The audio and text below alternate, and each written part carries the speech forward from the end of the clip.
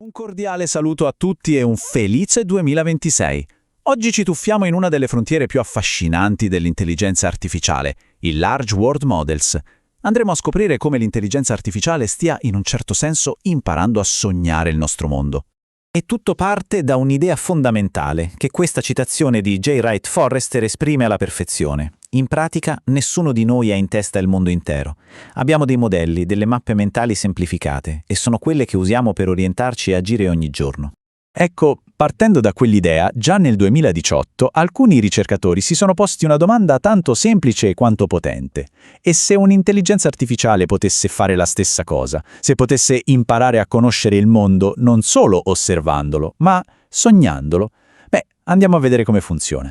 Per capire davvero questi modelli dobbiamo partire dal loro cuore, dal concetto di modello del mondo interno. Vediamo un po' meglio di cosa si tratta. Ok, la definizione sembra complessa, ma l'idea di base è abbastanza intuitiva. Immaginate che l'IA non si limiti a guardare i dati che le arrivano, al contrario, li usa per costruire una sua simulazione interna, un modello mentale di come quell'ambiente funziona, in una molto compressa. L'analogia con il battitore di baseball è perfetta. Non si mette a calcolare la fisica della palla in arrivo, giusto?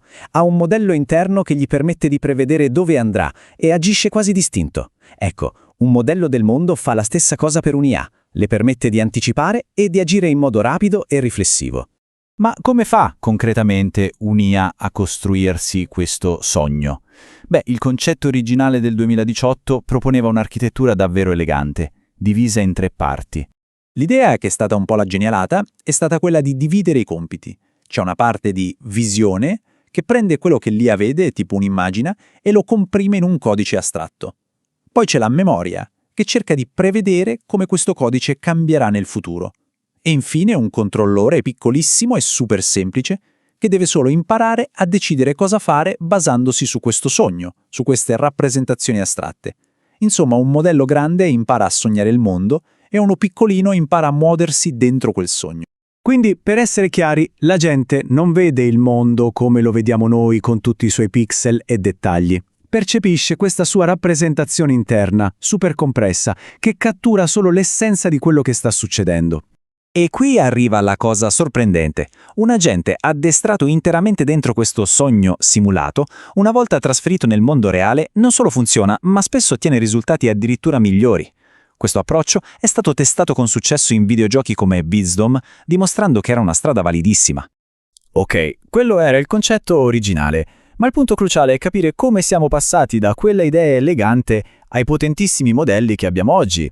L'idea di fondo è rimasta la stessa, ma è stata, messa sotto steroidi. La vera svolta è arrivata quando si è applicata a questo concetto la stessa tecnologia che sta dietro ai modelli di linguaggio come GPT, l'architettura Transformer, ma su una scala di dati e di calcolo enormemente più grande. La strategia di addestramento dei moderni LLM in pratica ha 2 fasi. Si parte con una base solidissima di testo, addestrando il modello su quantità enormi di libri e articoli per fargli costruire una comprensione profonda del contesto. E solo dopo, in una seconda fase, si integrano immagini e video per renderlo multimodale. Il risultato di questo approccio su larga scala? Beh, è un modello con capacità di comprensione del nostro mondo complesso e multimodale che sono onestamente sbalorditive. Questa tabella, per esempio, lo mostra benissimo. In un test noto come trovare un ago in un pagliaio, si chiede al modello di trovare un'informazione specifica in un contesto enorme. Parliamo dell'equivalente di una intera libreria. Beh, l'LLMM non solo ha trovato l'informazione, ma lo ha fatto con un'accuratezza che ha letteralmente surclassato altri modelli molto famosi. E questa comprensione non si ferma al testo, ovviamente. Possono analizzare video anche lunghe. Guardate qui, gli è stata mostrata questa animazione surreale di una giraffa che si tuffa e l'LLM è stato in grado di descrivere tutta la scena con precisione, cogliendo l'azione e persino i dettagli come i movimenti aggraziati.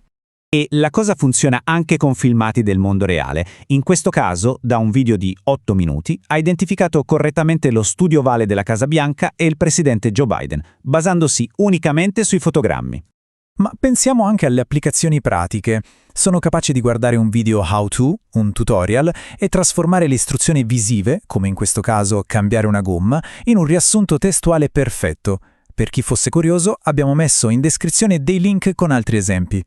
E qui facciamo un altro passo avanti, perché non si limitano a capire, possono anche generare. Partendo da semplici descrizioni testuali, possono creare immagini completamente nuove, persino sequenze video. Questo dimostra che hanno interiorizzato un modello del mondo così profondo da poterlo in un certo senso ricreare. Va bene, tutto questo è incredibile, ma dove ci sta portando questa tecnologia? Perché, per quanto siano impressionanti, gli LLM di oggi sono ancora solo l'inizio. Le sfide future sono chiare. Prima di tutto bisogna renderli più efficienti. Pensate che oggi analizzano i video fotogramma per fotogramma. Poi c'è la scala, sono ancora molto più piccoli dei più grandi modelli linguistici. E la vera domanda è: cosa succederà? Quali capacità emergeranno quando riusciremo a scalarli a dimensioni ancora maggiori?